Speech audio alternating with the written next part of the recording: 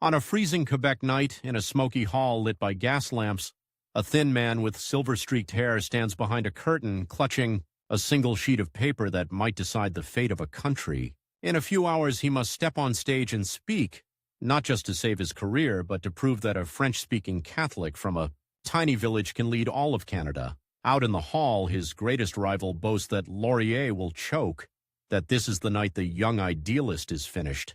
The candles burn lower, the orchestra tunes, the crowd swells. And Sir Wilfrid Laurier, not yet Sir, not yet Prime Minister, asks himself a brutal question. How did a sickly boy from Saint-Lin end up with an entire nation's hopes and a ticking clock on his shoulders?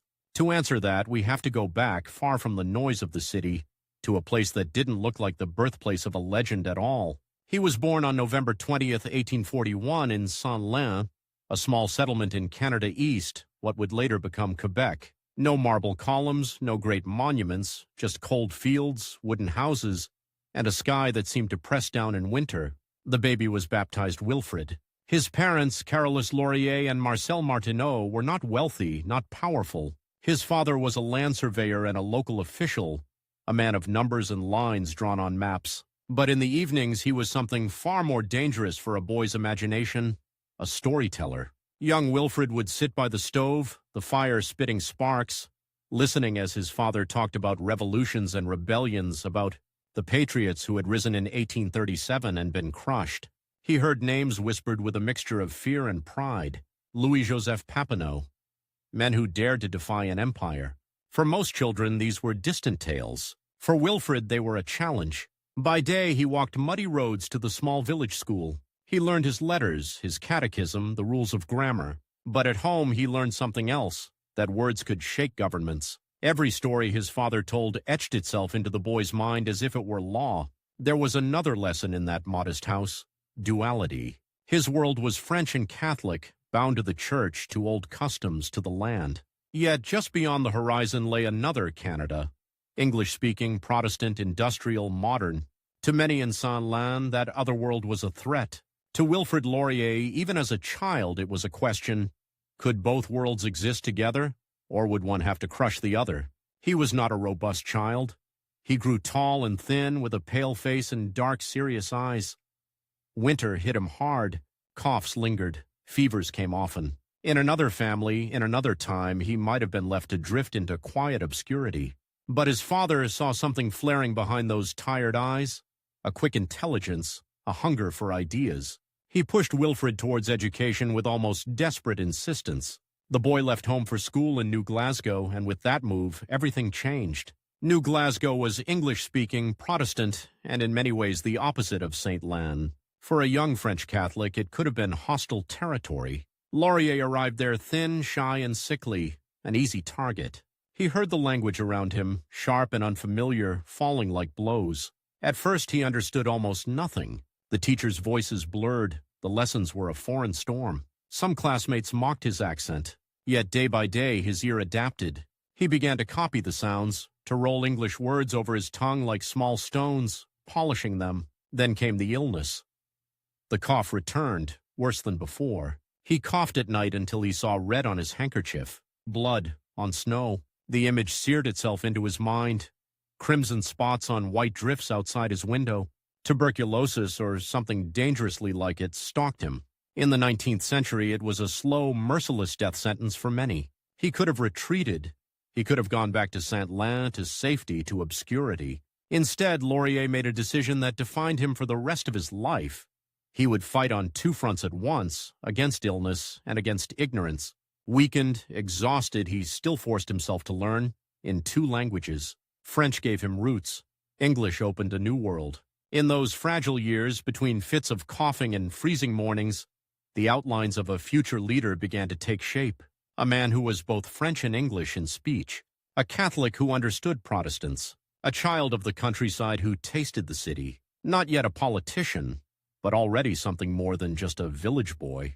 When he moved on to study at l'Assomption College, Laurier stepped into a furnace of ideas. There, surrounded by young men dreaming of careers in the church, law, or politics, he devoured history, philosophy, literature. He read French authors who spoke of liberty and rights, and British thinkers who defended the rule of law and gradual reform. He fell in love, not with a girl yet, but with an idea. Liberalism. Not the shallow slogan, but the deeper creed. Freedom of conscience, responsible government, equality of citizens under the law. For a young French-Canadian Catholic in the mid-19th century, that was dangerous territory. The church still held immense power. Bishops warned against modern ideas as if they were a plague. Laurier's mind, however, refused to shrink. He followed the debates about Confederation, about the future of the colonies that would become Canada. He saw fear everywhere. Fear of losing language, faith, power. He understood the fear. He also understood its trap. Beyond the classroom windows, the world was changing fast. Railways were cutting through forests. Factories were rising. New towns were growing. Old loyalties were cracking. Laurier looked at a map of British North America and saw cracks that could become fractures.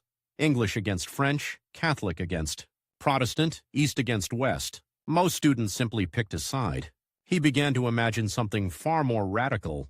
A Canada where compromises were not betrayals, where French and English were not locked in a death struggle but part of one broader identity. That dream would cost him dearly again and again, but he kept it like a secret flame. Law was the natural choice for a young man obsessed with words and justice. Laurier moved to Montreal to study at McGill, one of the most prestigious and English institutions in the region. Montreal hit him like a shock. It was noisy, crowded, multilingual, a place where wealth and poverty collided in the streets. Horse-drawn carriages splashed mud on narrow sidewalks. Factories belched smoke. Articles in English and French fought for attention in the newspaper stands. In lecture halls, he encountered a different kind of power, the cold clarity of legal argument. Professors drilled him in cases, precedents, principles. Law was not poetry. It was structure, discipline. But for a mind like Laurier's, it became a weapon. He was still sickly, often exhausted. Friends saw him as reserved, almost aloof. Yet when he was drawn into discussions about politics, something lit up in him. His voice sharpened, his arguments cut. And it was in this city, amid the noise and coal dust, that another crucial element entered his life: love. He met Zoe Lafontaine, a quiet, intelligent woman who would become his lifelong partner. Their romance was not noisy or dramatic. It was steady, resilient, like the man himself. While Laurier wrestled with ideas in classrooms and cafes, Zoe became a calm center of gravity. Away from her, he threw himself into causes. With her, he found a space where he could simply be Wilfrid. Outside their small circle, politics in the country grew uglier. Confederation had been proclaimed in 1867. Canada was officially born. But for many French Canadians, it felt less like a birth and more like a bargain struck over their heads. The Conservative Party, led by John A. Macdonald, dominated the new Dominion. In Quebec, conservative allies and powerful clerics wielded influence. Liberal ideas, the Rouge tradition of Papineau, were branded as dangerous, even anti-clerical. Laurier watched, listened, and bit his tongue for the moment. He finished his law studies, was called to the bar, and moved to Arthabaska, a small town where he began practicing as a lawyer. Arthabaska offered peace, relative quiet, a chance to build a practice. But it was also a launchpad, because in that town he discovered something he had not yet tested fully: his voice in front of a crowd. Elections in 19th century Quebec were rough, vivid spectacles. Taverns filled, posters went up. Newspapers hurled insults across their pages. Horsemen carried messages down muddy roads. Laurier, the young lawyer, began taking on cases that drew attention. People noticed his calm, measured style in court, his ability to untangle complex issues without raising his voice. Whispers started. This man should be in politics. He did not have the deep pockets of some rivals. He did not have the full backing of the church. What he had was more fragile and more dangerous, an idea of Canada that did not fully please anyone. And he had a competitor. In the wider world of Quebec politics, another young man was rising, Joseph-Adolphe Chapleau, a brilliant conservative orator. Where Laurier was measured, Chapleau was fiery. Where Laurier sought compromise, Chapleau hammered home partisan lines. The two men did not yet clash directly in great national debates, but their shadows had already begun to overlap. In Arthabaska and across Quebec, the choice was taking shape. The path of conservative power, aligned tightly with the church and British institutions, or the path of liberal reform, more uncertain, more fragile, but perhaps more open, Laurier decided. He stepped into the arena. In 1871, he ran for the Legislative Assembly of Quebec, representing the riding of Drummond-Arthabaska. As a Liberal, he was not yet a household name. His health was still delicate. His finances were limited. He stood against networks of patronage built over years by Conservatives. Some observers thought it was madness. Campaigning then was not staged photo ops and sound bites. It was grueling. Long rides by carriage, late-night meetings in village halls, hours of speeches in smoky rooms where the air grew thick. Laurier would arrive quiet, almost fragile-looking. People underestimated him until he opened his mouth. His voice was not booming. It was smooth, deliberate, precise. He didn't shout, he reasoned. He painted pictures of a future where Quebec could defend its language and faith without cutting itself off from the rest of Canada.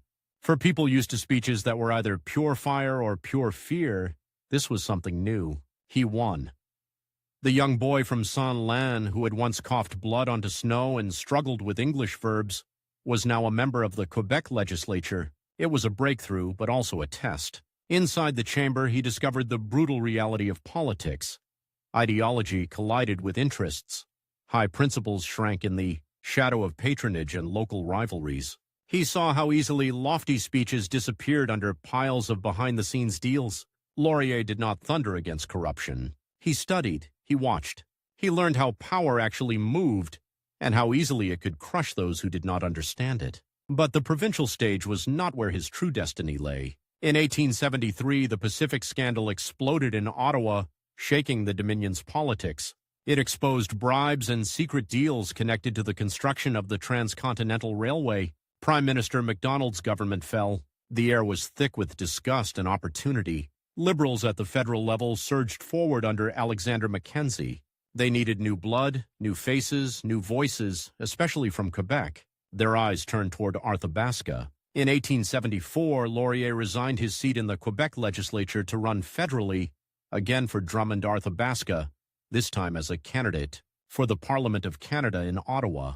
It was a leap into a bigger arena, where the stakes were higher and the rivals more dangerous. Among them was not just the ghost of Macdonald's tarnished government, but also a growing conservative confidence that the scandal would eventually be forgotten, that the old machinery would grind back into place. Laurier's own rival, Chapleau, was making his way upward on the conservative side, gathering support, honing his fiery oratory. The contrast between the two young Quebec politicians became more visible, more symbolic. One seemed to embody continuity with the old order, backed by the church and conservative structures. The other, Laurier, stood for something unsettling, a francophone liberal who did not want to tear Canada apart, but to rebuild it on a broader, more inclusive foundation. The campaign was exhausting. Rain-soaked roads, endless arguments, whispers that Laurier's ideas were too soft, too idealistic, too English, or, depending on the critic, too French. He won again. Wilfrid Laurier took his place in the House of Commons in Ottawa, a hall that smelled of tobacco and dust, where the voices of the country's most powerful men crashed against each other like waves. He was not yet a leader. He was not yet the face of the Liberal Party. He was, at first glance, just another backbencher from Quebec, thin, quiet, with tired eyes.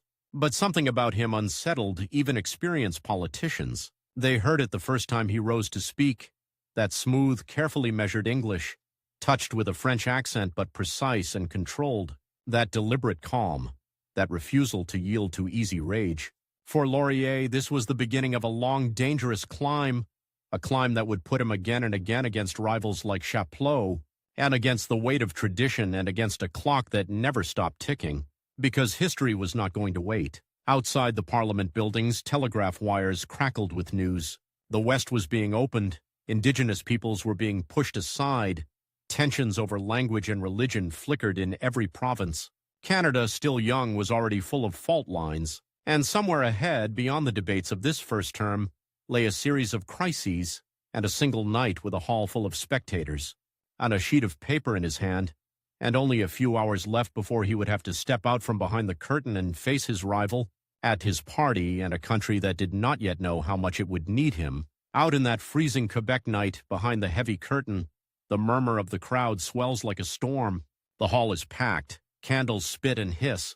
Breath fogs in the cold air. Somewhere out there, Joseph Adolphe Chapleau is laughing quietly with his allies, wagering that Wilfrid Laurier will finally break. Laurier glances at the clock on the back wall. 2 hours. In 2 hours, he must step onto that stage and defend something more fragile than his own career, the right of French-speaking Catholics to embrace modern liberal ideas without being cast out as heretics. If he fails, the church will crush him, the conservatives will bury him, and his own party will drift back into the shadows of Quebec politics. He smooths the sheet of paper in his hand. The words are ready. His lungs are not. Every deep breath still carries a memory of blood on snow. As he waits, the echoes of other rooms, other battles come back to him. A smoky chamber in Ottawa, the snap of a telegraph wire announcing a scandal, the stunned silence of defeat. The road to this night did not begin in this hall. It began when that quiet, thin man from Saint-Lin walked into the House of Commons for the first time and realized that in Ottawa, nobody cared how often he had coughed as a child. They only cared if he could survive. In 1874, when Laurier first took his seat in Parliament, the air in the Commons was thick with tobacco smoke and suspicion. The Pacific scandal had just toppled John A. Macdonald. Canadians had seen in brutal detail how big money had flowed to the Conservatives in exchange for the contract to build the Great Transcontinental Railway. The Liberal government of Alexander Mackenzie had come to power on a promise: clean government, careful spending, hard work instead of grand schemes. It was not a glamorous promise. Laurier, still new to Ottawa, watched Mackenzie closely. The man carried himself like a stone mason, solid, blunt, entirely uninterested in theatrics. To some, that was a relief after Macdonald's charm and cynicism. To others, it was dull. At first, Laurier barely registered in the national press. He was just another liberal backbencher from Quebec, one more voice in a party with no clear star. He listened more than he spoke, absorbing the rhythms of debate in both languages, measuring his rivals, the eloquence of Edward Blake, on the iron confidence of Macdonald in opposition, the raw energy of Chapleau rising in Quebec. But even then, even on the backbench, there was a sense of urgency pressing on him. He had not come to Ottawa to be a footnote. He had come with a question that would not leave him.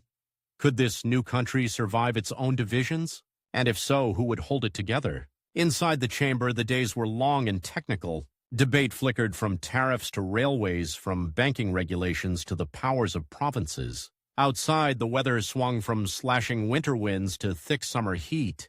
His lungs complained, but he forced himself on.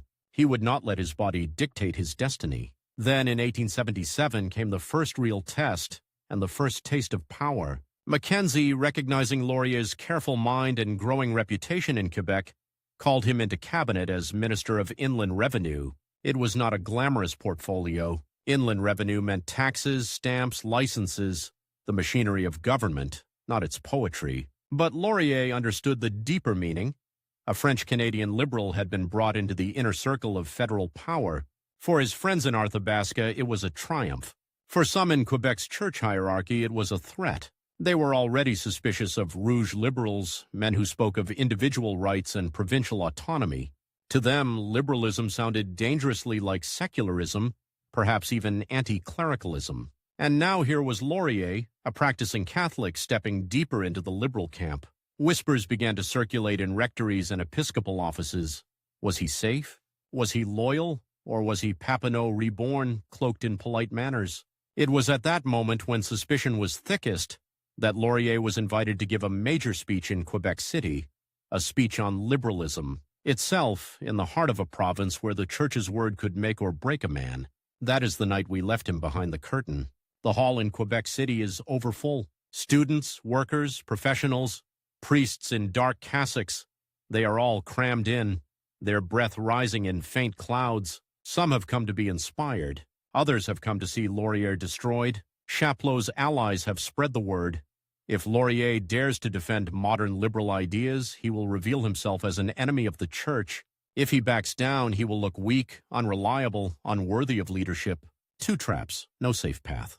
The clock on the wall ticks louder in his ears. He remembers Saint-Lin, his father's stories of crushed rebellions. He remembers New Glasgow, where he learned that surviving in someone else's language means never showing fear. He remembers nights in Montreal when each cough felt like a nail in his own coffin. He folds the speech, puts the paper into his pocket, and decides. When he steps onto the stage, the noise falls almost instantly. His presence is still quiet, almost fragile, but the hall can sense that something important is about to happen. He begins in French slowly, almost conversationally. He does not attack the church. He does not attack tradition. Instead, he does something far more dangerous. He draws a line between faith and politics. A man, he says, can be a faithful Catholic and yet believe in liberty of conscience. A French Canadian can be loyal to his language and culture and still believe that all citizens, regardless of origin, must be equal under the law. He speaks of parliament, of responsible government, of compromise not as weakness but as the only way a diverse country can survive. He says aloud what many have only dared to think in whispers, that the church must guide souls, not dictate laws. The words hang in the air like a challenge. There is a long, terrifying pause. Laurier hears a cough in the back, the shuffle of boots, the rustle of paper. Somewhere in the shadows, a priest leans forward, expression unreadable.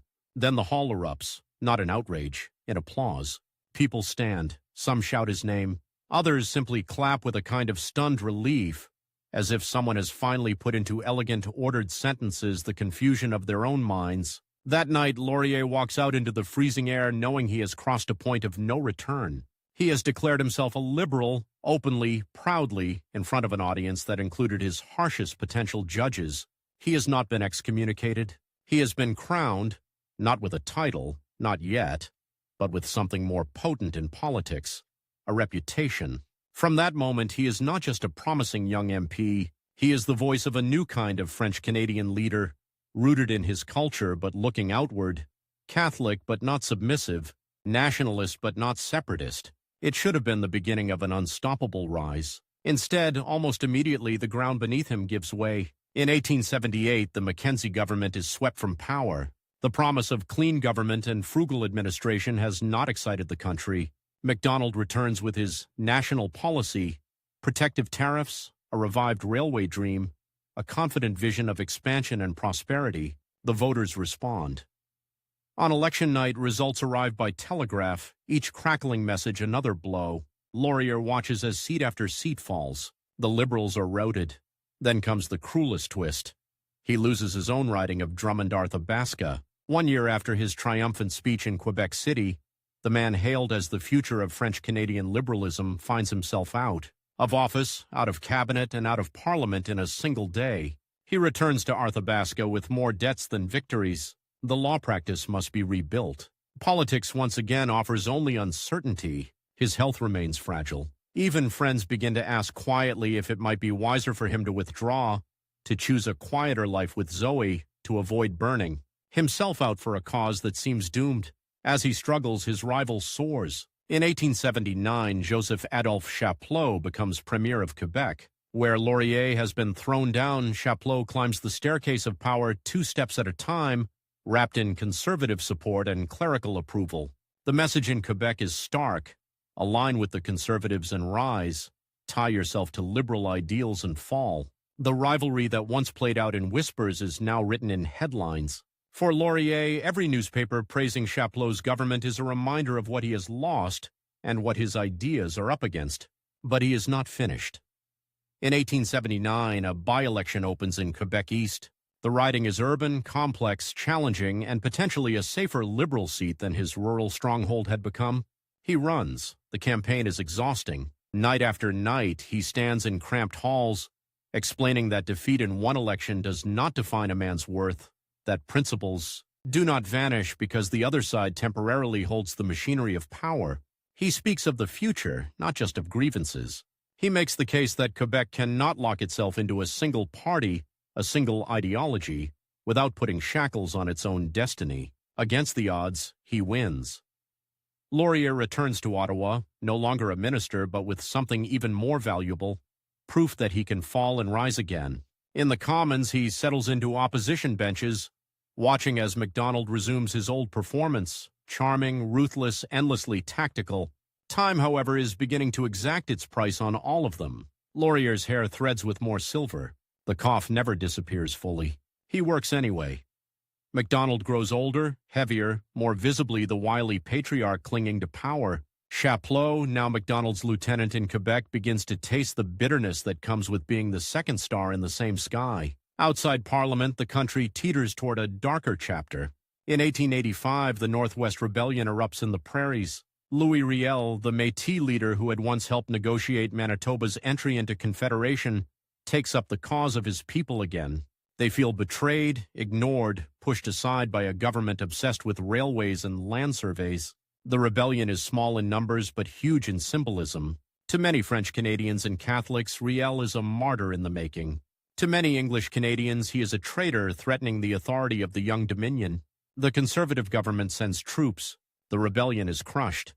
Riel is tried for treason in Regina. Laurier watches the trial with mounting dread. The case is not just about one man. It is about the soul of the country. If Riel is executed, the message to French Catholics, Métis, and Indigenous allies will be unmistakable. The state has no mercy for those outside the dominant culture's lines. Appeals fail. Petitions pour into Ottawa. Priests preach. Newspapers rage. MacDonald refuses to intervene. On a cold November day, 1885, Louis Riel is hanged. For many in Quebec, it feels like a judicial assassination. Church bells toll in mourning. Black flags fly. Anger sweeps through parishes and towns. Laurier, like so many, is furious, but he is also trapped. If he calls for revolution, he feeds the worst fears of English Canada. If he stays silent, he betrays his own people. He chooses a third, harder course. In the House of Commons, he rises to speak on Riel's death. The chamber, packed and tense, falls silent. He condemns the government's severity, its refusal to show mercy, its ignorance of the realities in the West. He speaks of injustice not in the language of vengeance, but in the language of principle. He insists that Canada cannot afford to treat one part of its people as expendable, that unity built on humiliation will one day crack. His voice trembles at moments, not from fear, but from the strain of holding rage and responsibility in balance. Even his opponents notice. When he sits down, exhausted, even some conservatives admit, in private, that the speech is one of the finest ever heard in that chamber. Across Quebec, his words spread like a tide. Laurier has done something almost impossible. He has channeled grief and anger into a demand for a better country, not a broken one. From that day, he is no longer just a Quebec liberal. He is a national figure. The late 1880s bring new tests. The Jesuits' Estates Act in Quebec, compensating the Jesuit order for lands confiscated under the old regime, sets off another firestorm. English Protestants, especially in Ontario, see it as a scandalous gift to the Catholic Church. Once again, Canada teeters on the edge of a religious and linguistic breakdown. Laurier, a Catholic and a Quebecer, does not flinch. He defends provincial autonomy, the right of Quebec's legislature to settle its own affairs, while insisting that this does not threaten the rights of other Canadians. He frames the controversy not as a religious crusade, but as a constitutional question. His position is unpopular in some English quarters, suspicious in some Quebec ones, but it is consistent with his core belief that this country can only survive if it accepts diversity in law as well as in language. By 1887, the Liberal Party is tired and wounded. Its leader, Edward Blake, brilliant but often indecisive, is worn down by defeat and internal conflict. He sees in Laurier what many others now see, the future. He offers him the leadership. Laurier hesitates. He is 45 with lungs that have never fully forgiven him his childhood winters. His law practice is never entirely free of financial strain. He is a French-speaking Catholic in a country where real power has always seemed to rest with English Protestants, and the time pressure is brutal. The Conservatives are still strong. The divisions over Riel, over the Jesuits' estates, over schools and rights and symbols are widening. If the Liberals do not refocus, re-energize, and present a believable alternative soon, Canada may harden into a Conservative-dominated state where French-Canadian Liberals are permanently marginalized. Laurier knows that he might be stepping into a role designed to break him. He accepts. From that day, every journey by train, every speech in a small town hall, every late-night drafting policy by lamplight carries a double weight. He is not just trying to win an election. He is racing against time, against his own body, against the entrenchment of partisan divisions, against the possibility that the very idea of a balanced bilingual Canada will fossilize into a bitter myth. He throws himself into the task. He travels, he listens, he refines his message. He insists that liberalism is not an imported ideology but a Canadian necessity, a way to weld together provinces and peoples without force. In 1891, he faces Macdonald in a national election. The old Conservative leader, visibly aging, warns Canadians that changing governments in uncertain times is dangerous. He wraps himself in the flag, presents the Liberals as risky experimenters. Laurier campaigns hard, but he cannot yet break the Conservative hold on power. The Liberals lose. Many leaders would respond with fury, with attacks, with denial. Laurier does something else. When Macdonald dies a few months later, Laurier rises in Parliament to eulogize the man who has blocked him at every turn. He does not suddenly pretend to agree with Macdonald's policies, but he acknowledges his rival's role in building the Dominion, his energy, his abilities. He speaks not just as a partisan, but as a citizen mourning a founding figure. The eulogy moves even hardened opponents. In that moment, Laurier demonstrates a quality that will define his leadership, the ability to separate the man from the fight, to respect an adversary without surrendering to him. But the struggle is far from over. With Macdonald gone, the Conservatives turn to new leaders and new confrontations. One in particular will define Laurier's path to power: the storm over schools in Manitoba. In 1890, the Manitoba government abolishes public funding for Catholic schools and effectively strips French of its status in the province's education system. For French-speaking Catholics in Manitoba, this is not a technical policy tweak. It is an existential blow. For many English Protestants, it looks like progress, a single uniform school system for all. Once again, the country splits along lines of language and faith. The federal Conservatives, desperate to hold their coalition together, push toward a remedial bill, a law from Ottawa forcing Manitoba to restore Catholic schools. English Canada reacts with fury at the idea of federal interference. Quebec demands action to defend its co-believers in the West. It is a perfect storm. Laurier stands at the eye of it. If he supports the remedial bill, he appeases Quebec but enrages much of English Canada. If he opposes it, he risks being seen as a traitor to his own people. He chooses once more a third path. He argues that coercion will not work, that a federal law forcing Manitoba's hand will only deepen divisions and create martyrs on the other side. Instead, he calls for negotiation, persuasion, compromise, what he will famously call sunny ways. The phrase sounds gentle. The reality is brutal. Every day that he resists the remedial bill, pressure builds. Bishops hint at consequences. Nationalist newspapers question his loyalty. At the same time, English voices still distrust any leader who defends minority rights. Laurier walks a tightrope over a ravine, with both sides shouting at him to step their way, and the clock is ticking again. An election looms in 1896. The Conservatives, now led by Charles Tupper, are banking on portraying Laurier as weak, indecisive, a man unwilling to take firm action. Laurier knows that if he cannot transform this crisis into an opportunity, his dream of a united liberal Canada may die with his political career. He campaigns as if his life depends on it. Train windows blur with snow and rain as he crosses the country. In Quebec, he speaks of dignity, of defending minorities through patient, intelligent negotiation. In Ontario and the West, he speaks of provincial rights, of the dangers of federal overreach, of building harmony rather than forcing obedience. He is still thin. The cough still haunts him. His schedule would exhaust a much younger, healthier man.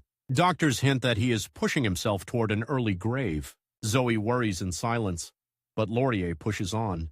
Weeks shrink into days. Polls, such as they are in that time of rumors and editorials, swing uncertainly. When votes are finally counted in the summer of 1896, the verdict is clear. After decades of being the outsider, the compromise seeker, the man suspected by both sides, Wilfrid Laurier has led the Liberals to victory. He will become the first French-Canadian Prime Minister of Canada. The sickly boy from Saint-Lin, the law student coughing into bloody handkerchiefs in Montreal, the young minister thrown out of Parliament, the opposition leader walking a tightrope between rival nations under one flag. He has done what almost nobody believed possible. He has reached the summit of power. But the summit is not a resting place. It is a new battlefield. Because now, with the clock still ticking, he must prove that his ideas can govern, not just inspire, and that the fragile unity He believes and can survive contact with the harsh realities of an industrializing, expanding, deeply divided country. The first shock hits him not on a battlefield, but in a quiet office lined with maps. The ink on the victory telegrams is barely dry when Wilfrid Laurier steps into the Prime Minister's office for the first time. The room smells of dust, tobacco, and old decisions. On the wall, a huge map of Canada stretches from Atlantic to Pacific. But what catches his eye isn't the distance. It's the empty spaces, great northern swaths with almost no towns marked, prairies with only a few thin lines for railways. The West is more promise than country, more dream than reality. On the desk, a clock ticks loudly in the hush. 40 days. That is roughly how long he has, his advisors say, to turn a symbolic victory into real authority. In 40 days, he must name a cabinet, calm the church in Quebec, reassure business in Ontario, and, above all, solve the one problem that could blow his new government apart before it even starts: the schools of Manitoba. The Manitoba schools question, which nearly tore the country in half before the election, has not magically vanished because Laurier won. The province still refuses to restore its old separate Catholic school system. Quebec cries betrayal. Ontario warns against federal interference. The defeated Conservatives watch closely, betting that the first French-Canadian Prime Minister will be crushed by the weight of his own supporters' expectations. If Laurier fails to find a solution before Parliament reconvenes, the bishops will turn on him, the Conservatives will circle, and his government could fall in a storm of outrage. 40 days to prove that Sunny Ways is more than a lyric. He works like a man racing a storm front. Cabinet first. He must balance regions, religions, egos. He brings in capable English-speaking heavyweights, men like William Mulock and William S. Fielding, to reassure Ontario and the Maritimes. For Quebec, he chooses carefully Charles Fitzpatrick for justice, a figure the church can tolerate, and others who can speak to the province's pride without inflaming its fears. Already whispers start. Has he given too much to the West, too much to business, too little to the devout? He ignores them. The clock keeps ticking. The real test comes with a knock on the door and a stack of telegrams from Manitoba. Premier Thomas Greenway will not simply roll back his school law. He has his own voters, his own pride, his own deadlines. The Conservatives taunt Laurier in newspapers. Let the great conciliator conciliate this. Bishops hint darkly from the pulpit that patience is not infinite. In Quebec cafes and parish halls, people count days and expect miracles. Laurier decides that this cannot be solved in speeches. It must be solved in rooms where nobody is watching. The meetings are long, airless, brutal. Across polished tables, he and Greenway argue line by line, word by word. No return to the old system, the Premier insists. The province will not be ordered around by Ottawa. Laurier counters not with threats, but with numbers. How many Catholic children? Where? What accommodations can be made without rewriting the whole law? A compromise begins to take shape. Fragile, technical, maddening to explain in a sentence. Catholic children will be allowed religious instruction at the end of the school day. In areas with enough French-speaking Catholic students, teaching in French can be provided. The full old system will not return, but neither will the minority be completely abandoned. It is, in pure political terms, the kind of solution everyone can hate. In Quebec, nationalists demand, is this all? Is that what defender of minorities means? A few hours in a classroom instead of real control.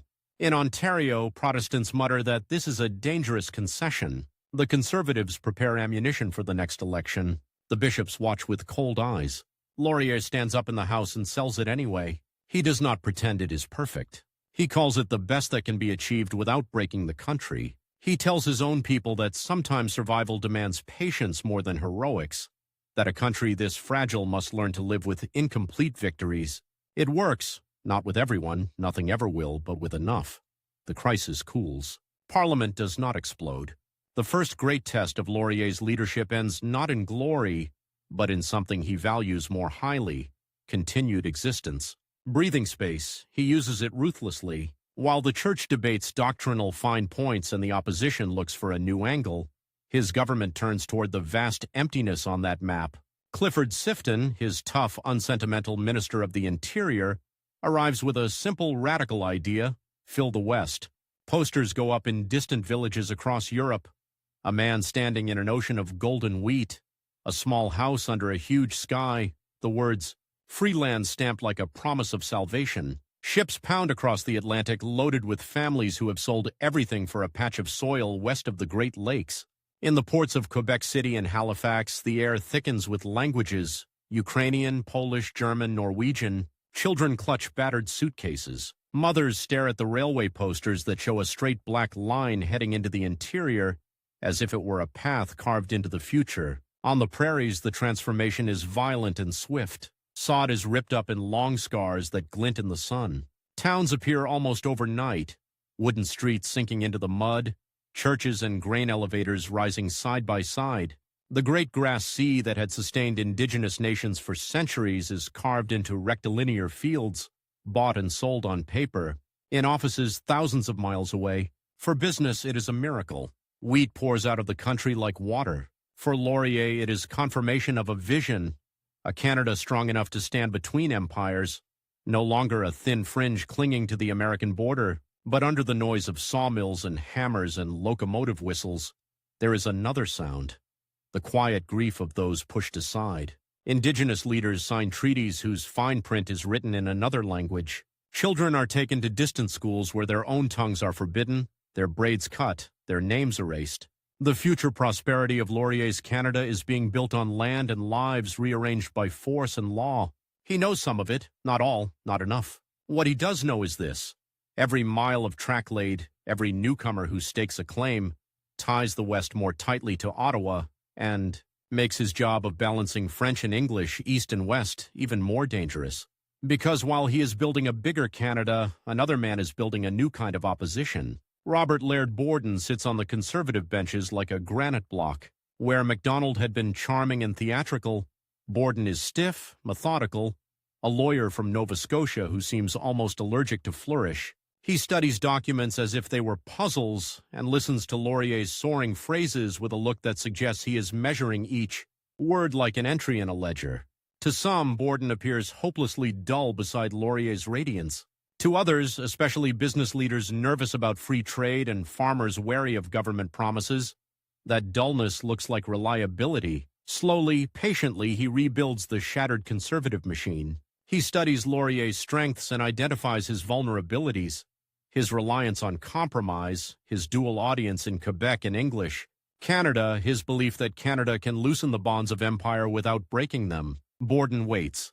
The perfect test will arrive not from Ottawa, but from London and a dusty corner of Africa.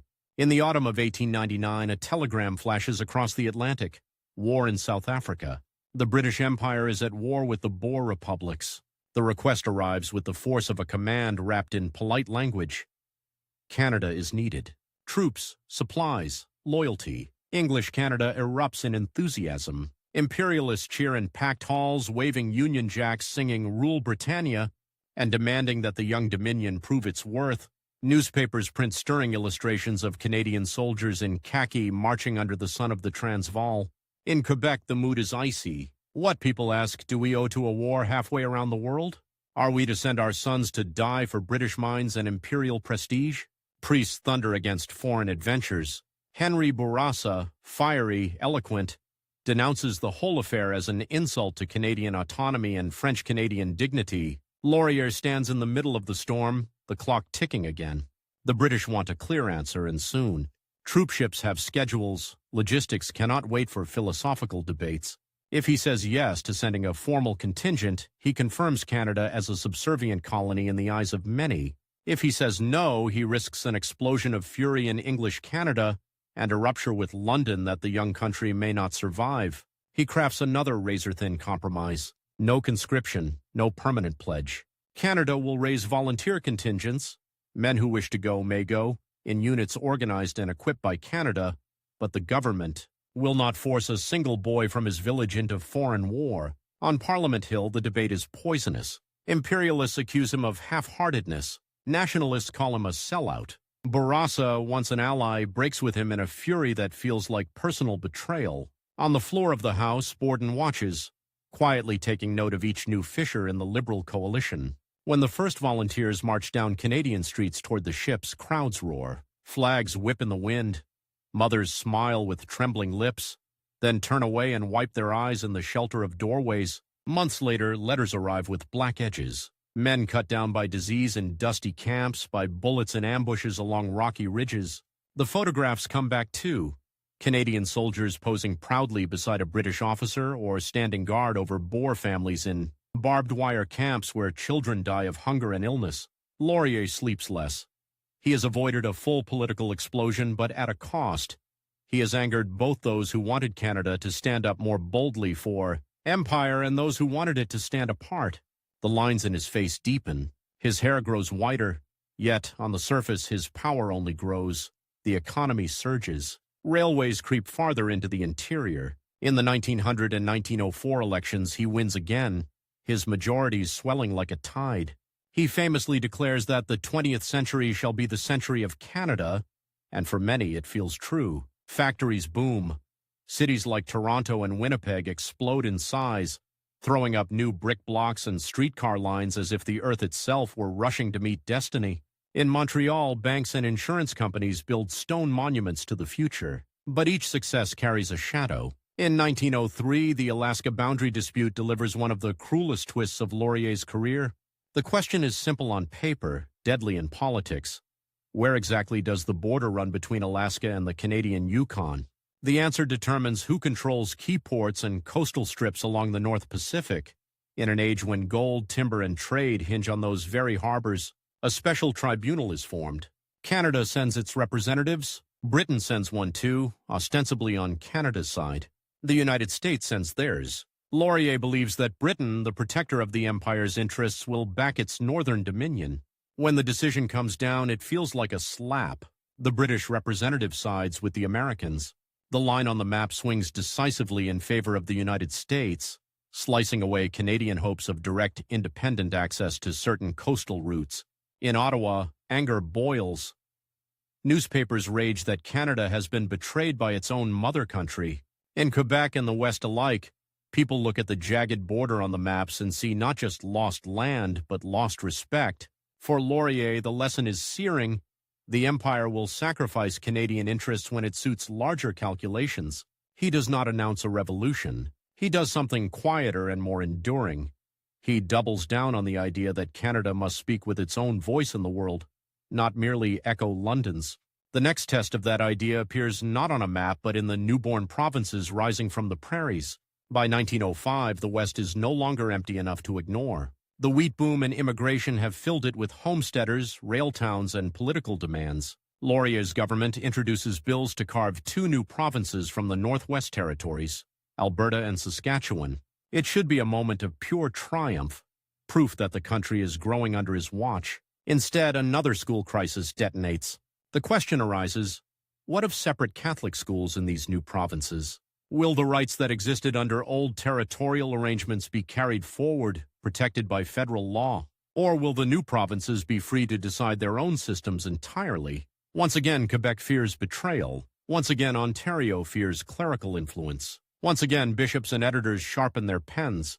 Laurier crafts yet another compromise, protecting certain rights in principle, leaving room for provincial legislation in practice. It is complex, unsatisfying, exactly the sort of halfway solution that extremists on both sides despise.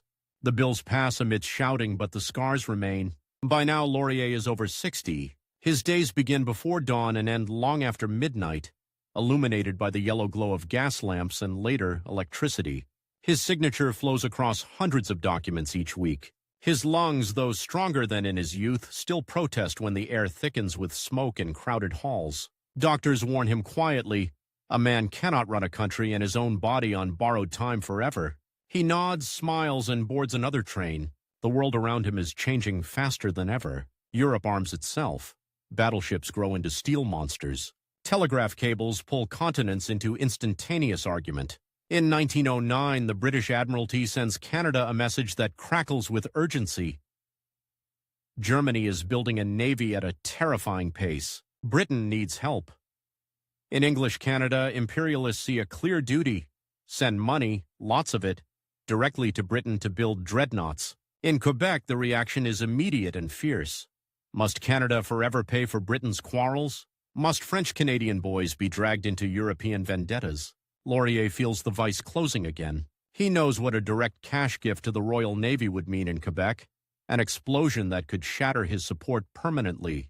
He also knows what flat refusal would mean in English Canada: rage, accusations of disloyalty, the loss of still more ground to Borden's Conservatives. This time, the clock is not just electoral, it is strategic. Admirals speak in months, not years. Shipyards have schedules. If Canada is to respond in a way that asserts independence and still contributes, it must act quickly. His solution is bold and, in the eyes of many, infuriating. Canada will create its own navy. The Naval Service Act of 1910 proposes a small fleet under Canadian control, but available to Britain in times of need. It is, in theory, the perfect expression of Laurier's middle path: a Canada loyal but not submissive, autonomous but not isolated. In practice, it detonates like dynamite. Imperialists mock it as a tin-pot navy, too small and symbolic to matter.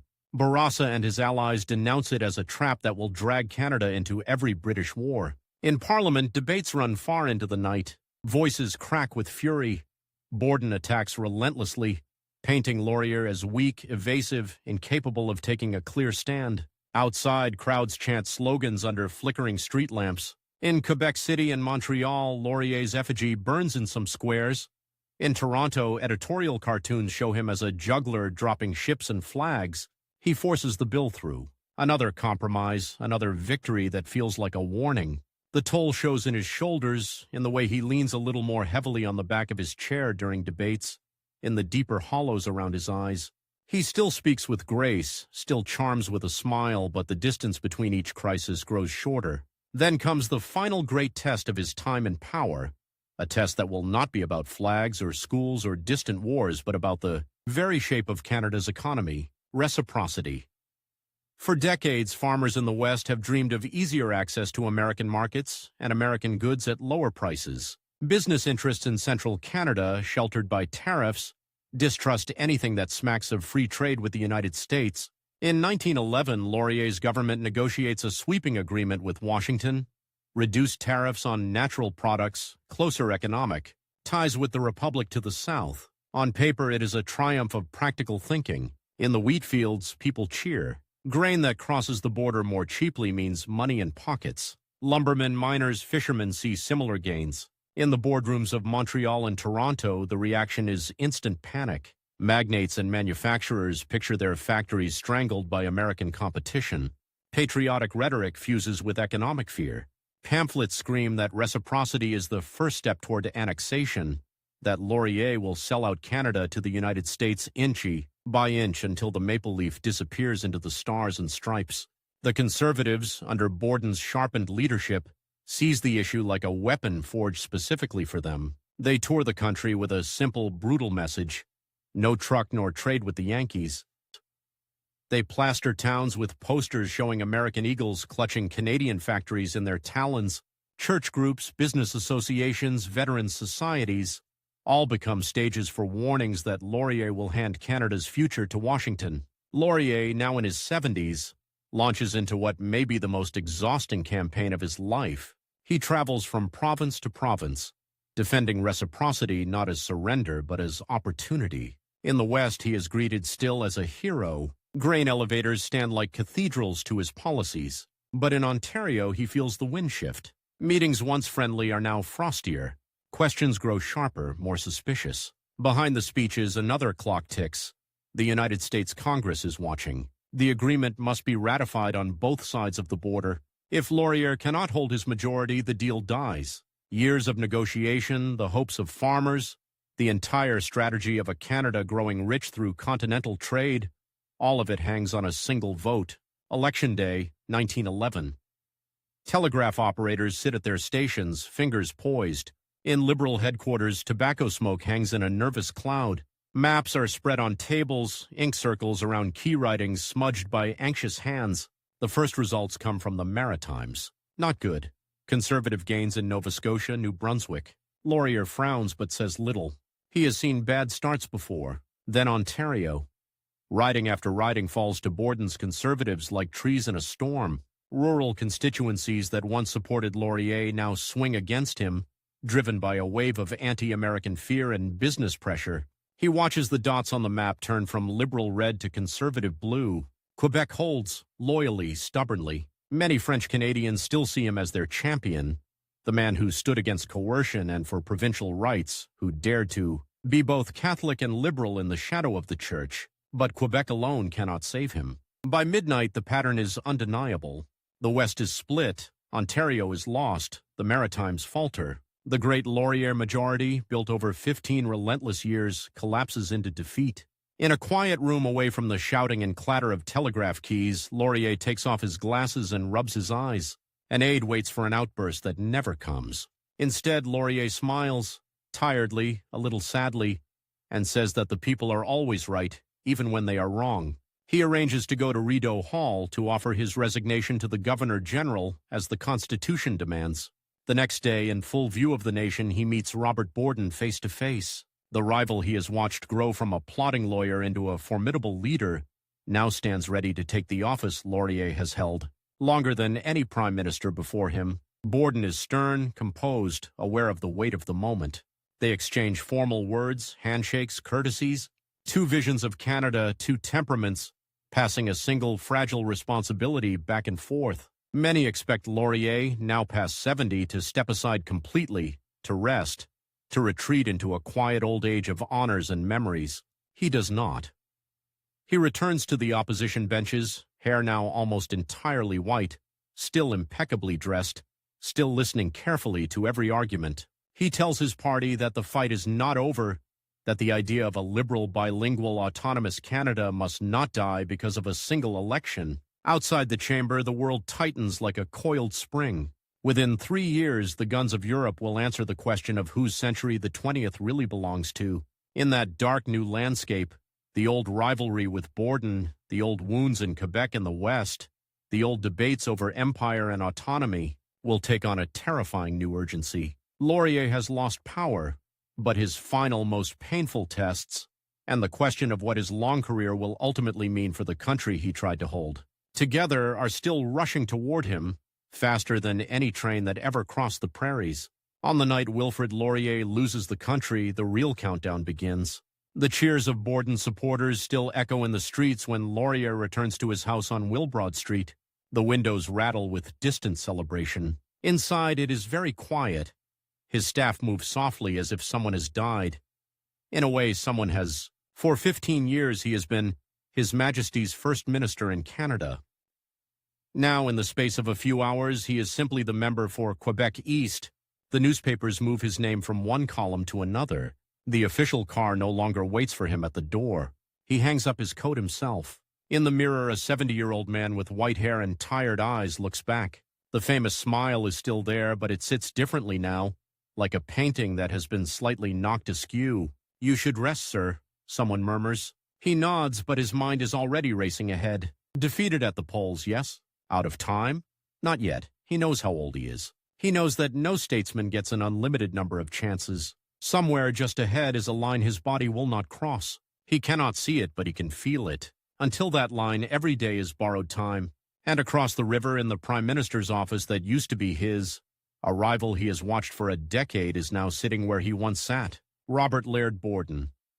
The two men could not be more different. Laurier is light, Borden stone. Laurier speaks with music, Borden speaks with weight. Laurier believes in bending, Borden believes in bracing. For years, Laurier's instinct for compromise defeated Borden's solidity. Now the tables have turned. Laurier studies the situation as he once studied case law. Borden has the government, he has momentum, he has the business class firmly at his back. Laurier has Quebec, a wounded party, and his own name. It is not enough to win tomorrow, but it may be enough to shape what happens when the next storm hits. Because history is not finished with either of them. Barely 3 years later, on a summer weekend in 1914, Laurier is at his country place at Arthabaska when a railwayman arrives with news from Europe. An Austrian archduke shot in Sarajevo, allies mobilizing, ultimatums. Wires crackling between capitals, each message shorter and more urgent than the last. By early August, the truth stands naked. Europe is going to war, and because Britain goes to war, Canada does too. Laurier returns to Ottawa by train. The stations are packed with boys eager for adventure, waving little flags, laughing as if they are going to a fair instead of a slaughterhouse. He steps off the platform into a different world. In cabinet rooms and offices now occupied by his old adversaries, maps of Europe cover the walls. Generals with stiff collars speak of fronts and contingents, of divisions and timetables. The War Office in London expects a prompt answer. What will Canada contribute? How soon? How many? Borden moves quickly. Within weeks, a Canadian expeditionary force is being assembled. The country seems swept up in a fever of loyalty. English newspapers compete to see who can praise Britain more loudly, who can demand greater sacrifice. In Parliament, Laurier rises very slowly from the opposition benches. He does not oppose the war. He cannot. He has always believed that Canada, though autonomous, is part of something larger, and that when civilization itself is threatened, you do not hide behind procedure. He tells the House that this is not a war of empire, but a war of principles, and that Canada will do its part. Yet, even as he speaks, he is watching another map in his mind, the map of his own country, its fault lines and pressure points. In Quebec, the reaction is cautious, cool, skeptical. Priests urge prudence. French-Canadian farmers, remembering South Africa, ask themselves why they should bleed for quarrels born in Vienna and Berlin. Laurier knows the numbers. At 60, he had a decade, perhaps, to balance the forces he unleashed with his dream of a bilingual continental Canada. At 73, he does not have a decade. He has, if he is lucky, a handful of years. The war will not wait for him. The first Canadian troops sail in the fall of 1914. The newspapers publish photographs of them in broad-brimmed hats, rifles slung, grinning as they board ships. It looks like an adventure novel illustration. Months later, the letters and casualty lists come home. Ypres, Saint-Julien, Festubert, Givenchy. Stories filtered through censors. Men choking in green gas, their lungs burning. Others stumbling through mud that sucks the boots from their feet. Young faces transformed by artillery into names on telegrams delivered by reluctant postmen. Laurier reads the lists. Sometimes he recognizes a surname from a handshake on a campaign trail, a mother he once promised to protect. He hears of one boy whose father had introduced him to Laurier as, "My son who will grow up in the century of Canada." The boy is dead in a foreign field. In the Commons, Borden asks for more troops, more money, more powers. In 1914, Parliament passes the War Measures Act, handing the government sweeping authority to control the economy, the press, the movements of people deemed enemy aliens. Shaw, men from Ukraine, from Germany, from the Austro-Hungarian lands, are rounded up and sent to camps behind barbed wire in the Rockies.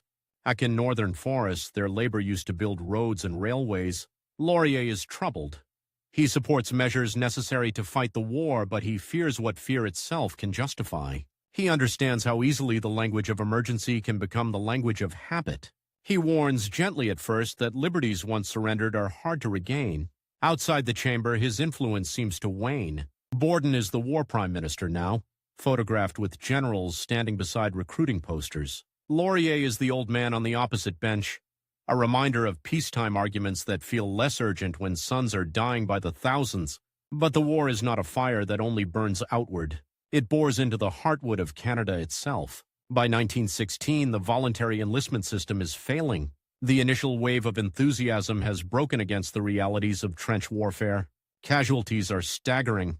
Cemeteries in France and Flanders swell with maple leaves carved into stone. Borden travels to the front. He walks in duckboards between shell holes, hears artillery rolling like a continuous storm. He visits hospitals where young men lie with faces bandaged, limbs missing, eyes staring at ceilings they can no longer see. What he witnesses changes him. Back in Canada, he tells people that the nation has been baptized in blood, that the price already paid demands complete commitment. He returns convinced of one thing: voluntary recruitment is not enough. Conscription is coming. The deadline is not political now, it is mathematical. Unless more bodies fill the trenches, the line may break. British commanders talk in numbers, divisions, corps, replacements. Behind every number is a human being. Borden calculates what he believes is necessary. Laurier calculates the cost. He knows what compulsory service will mean in Quebec. For decades, he has asked his people to trust him, to trust Canada, to believe that their language and faith can survive in a federation dominated by English speakers. Conscription will sound to many of them like a confession that all his assurances were lies. In the spring of 1917, Borden invites Laurier to his office. The Prime Minister's desk, the maps, the heavy curtains. It is the same room Laurier once occupied, the same smell of paper and tobacco. But the stakes are different now. Borden proposes a coalition government, a union government that will bring together conservatives and liberals to prosecute the war with maximum unity. He offers Laurier a place at the table, a chance to share responsibility for conscription, to bind their parties together in the name of victory. It is, in a sense, the ultimate compromise. Share power, share blame, share history. Laurier is 75. He has buried friends, watched protégés rise and fall, seen his own star ascend and wane. He could accept, ease his burden, go down in history as a patriot who set aside partisanship in a time of crisis. But there is a clock ticking louder than any election calendar, the patience of Quebec. If he joins Borden, if he blesses conscription, he will be remembered in his own province not as the great conciliator, but as the man who sent their sons to die in a war many do not believe is theirs. He refuses. Softly, politely, with all the courtesy of an old-school gentleman, he says no. I cannot, he explains, bind my party to a policy which my fellow French Canadians will regard as an injustice. I will support the war. I will not support forcing men to fight abroad. Borden listens, stony-faced. Two old rivals, in a room where the portraits on the walls have seen lesser quarrels, stare at each other across a table that suddenly feels very long. From that moment, the conflict between them is no longer about tariffs or schools or trade. It is about the meaning of loyalty, the limits of power, the survival of a fragile partnership between two founding peoples under the stress of total war. Borden moves forward without him. The Military Service Act is introduced. Debates in the House erupt into shouting, accusations, near chaos. Outside, families divide. In English Canada, white feathers are handed to young men not in uniform, symbols of cowardice. In Quebec, recruitment offices stand almost empty, windows watched with cold eyes. Laurier travels through his home province. In town halls and parish basements, he stands before crowds that have grown older with him. He tells them he still believes in Canada, that they should not turn their backs on the country he has spent his life building. He urges voluntary enlistment, speaks of duty, and in the same breath condemns conscription as a policy that will deepen wounds rather than heal them. He becomes for a moment something he has never been before, a tribune of a single province. Meanwhile, Borden crafts a new political machine. He forms the Unionist coalition, drawing in pro-conscription liberals from English Canada. He adjusts the franchise, extending the vote to some women, the wives, mothers, and sisters of soldiers, and removing it from enemy. Aliens naturalized after 1902. Cynics call it manipulation. Supporters call it justice. The 1917 election looms like a verdict on both men's lives. Time, health, history, all compress into a single, terrifyingly simple question on the ballot. Conscription, yes or no? Laurier is 76. His doctor worries about his heart. Close advisors urge him to limit his schedule, to skip the coldest days, to avoid night trains. He ignores them as much as he can. He knows this will be his last campaign, his last chance to speak directly to the country. The images are brutal. In English Canada, Unionist posters show trenches, graves, and slogans demanding support for the boys at the front. In Quebec, Laurier's supporters paint conscription as a betrayal, a sign that French Canadians will never truly be respected as equal partners. When the votes are counted, the map tells a story as stark as a fault line on a geological diagram. The Unionists under Borden sweep Western Canada and Ontario. Waves of blue flood the prairies, the cities, the industrial towns. Laurier's Liberals hold Quebec in a nearly solid block of red, and almost nowhere else. Canada is not just divided. It is cracked. Conscription goes ahead. In Quebec City, in the spring of 1918, protests against the measure escalate. Troops are deployed, shots are fired. Civilians fall in their own streets, blood slicking the cobblestones of a city that predates Confederation itself. Laurier reads the reports, his hands shaking. This, he thinks, is the nightmare he has spent his entire political life trying to avoid. Canadians killing Canadians over the meaning of Canada. And yet, even now, he refuses to preach separation, refuses to stir the one fire that could burn the house down completely. He speaks of injustice, yes, but also of patience, of staying in the fight, of repairing what war has broken. The war grinds on. Vimy Ridge, Passchendaele, Amiens, the 100 Days.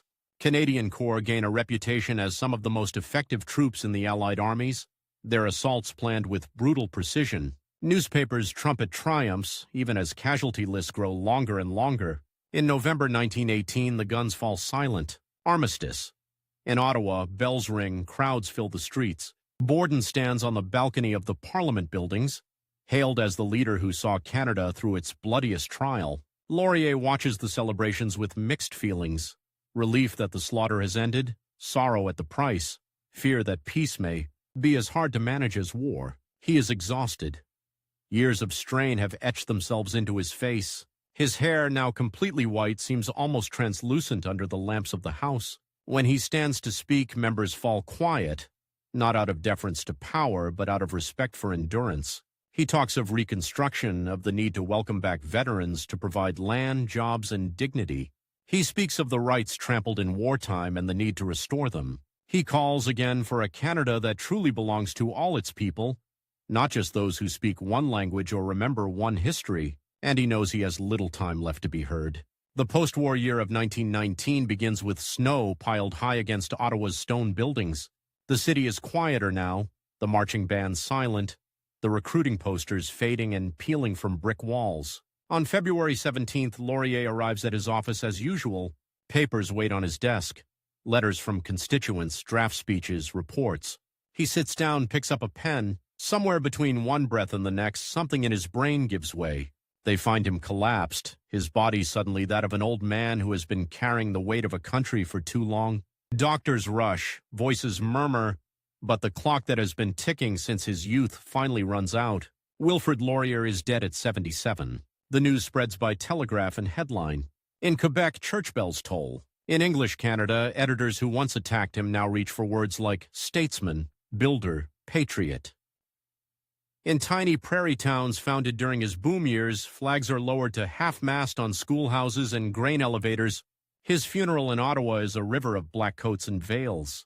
Politicians, veterans in uniform, farmers with rough hands, factory workers, priests, businessmen, women who once pressed infants into his arms at campaign stops, all file past his coffin. Borden walks among them, the rival who outlasted him in office, the man who led the country down a harsher path, now paying silent tribute.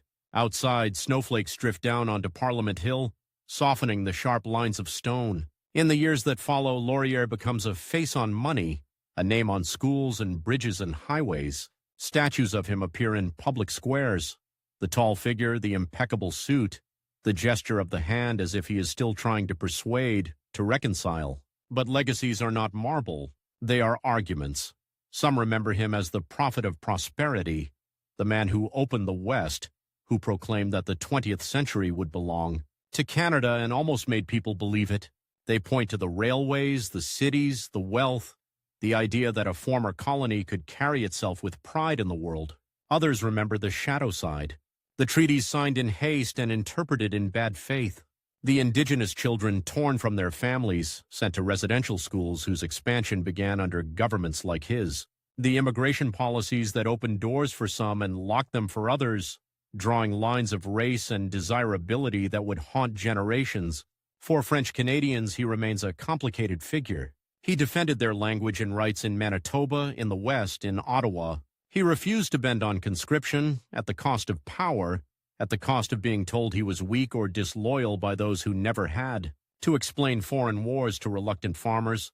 And yet the country he devoted himself to would go on to disappoint his people again and again. For English Canadians, especially those raised on stories of empire and war, he is sometimes overshadowed by the image of Borden at Vimy, by Macdonald before him, by the firebrands who came after. His tools, compromise, patience, courtesy, do not lend themselves to simple myths. But when the dust of wars and elections settles, something of Laurier's vision survives in the very contradictions of Canada. A bilingual parliament in a largely English-speaking continent, a federal system that still wrestles painfully to balance provincial autonomy and national purpose, a foreign policy that moves haltingly from colonial reflex to independent judgment. He did not create these things alone. He did not see them completed. He did something subtler and more fragile. He proved for a generation that a French-speaking Catholic from Quebec could lead a country, That was not and would never be simply French or Catholic or Quebec. He showed that politics could be more than domination, that it could be an endless, exhausting, necessary conversation between rivals who see different dangers and different hopes on the same map. In that conversation, Robert Borden was his stern counterpart, his shadow. Where Laurier sought sunlight, Borden braced for storms. Together, unwillingly, they helped define the lines within which Canada would argue with itself for the next century. Near the end of his life, someone asked Laurier what he believed his greatest achievement had been. He did not mention the Navy or the West or prosperity or treaties or even the long years of holding power. All my life, he said quietly, I have been trying to reconcile two races. God has made me the father of more than one child, and I cherish them all equally. The war, conscription, the riots, the bitter 1917 election, these seem to mock those words. Yet decades later, when Canadians argue in two languages about identity, about justice, about how to live together without tearing the country apart, they do so inside a house whose foundations were poured, in no small part, by a man from Saint-Lin who knew he was running out of time and chose again and again to spend what he had on the hardest thing of all, not conquering enemies, keeping them in the same room.